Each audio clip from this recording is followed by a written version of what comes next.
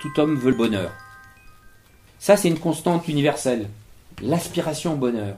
Il y a des philosophes qui ont soutenu que ce n'était pas vrai, mais en fait, comme disait Pascal, même quand on va se suicider, c'est parce que par désespoir d'un bonheur qu'on cherche et qu'on ne peut pas atteindre. L'homme veut nécessairement le bonheur. C'est pas quelque chose de surajouté. Je vais même plus loin. C'est le fondement du désir. Si je désire des choses, c'est parce que je désire le bonheur. À tel point que quand je crois plus quelque part au bonheur possible, il peut y avoir abouli, c'est-à-dire cessation du désir. Une forme de dépression et l'extinction du désir. C'est grave. C'est très grave parce que le désir est constitutif de notre dynamisme. L'homme donc veut nécessairement le bonheur et c'est la racine même de tout désir. De tout désir. Maintenant, toute la discussion, c'est de savoir qu'est-ce qui peut donner le bonheur.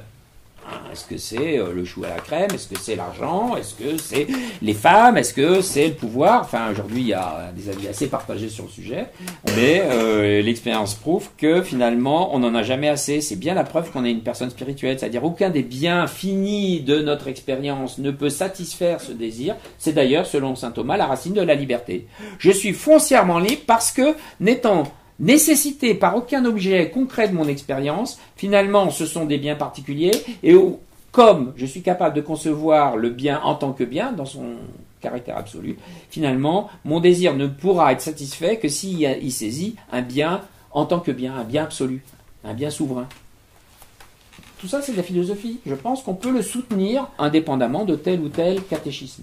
Mais justement, il y a comme disait Aragon, là, le poète, il y a ceux qui croient au ciel et ceux qui n'y croient pas.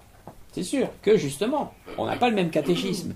Et que du coup, étant donné que le catéchisme, c'est-à-dire nos convictions profondes, répondent, à mon avis, plutôt sur des options vitales, existentielles, que sur des raisonnements.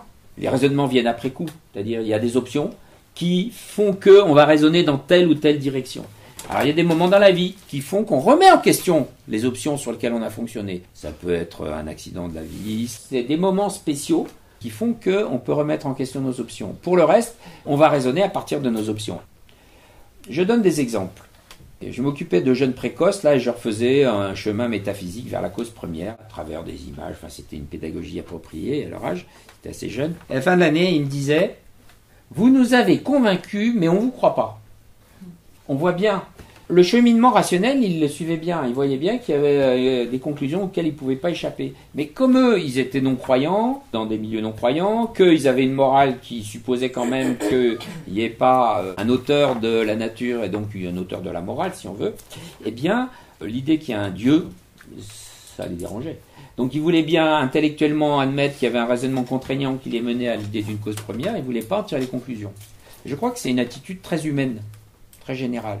C'est-à-dire qu'au fond, nos conclusions, elles dérivent un peu de nos options.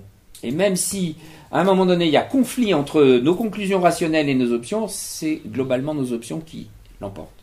Donc, conflit de valeurs.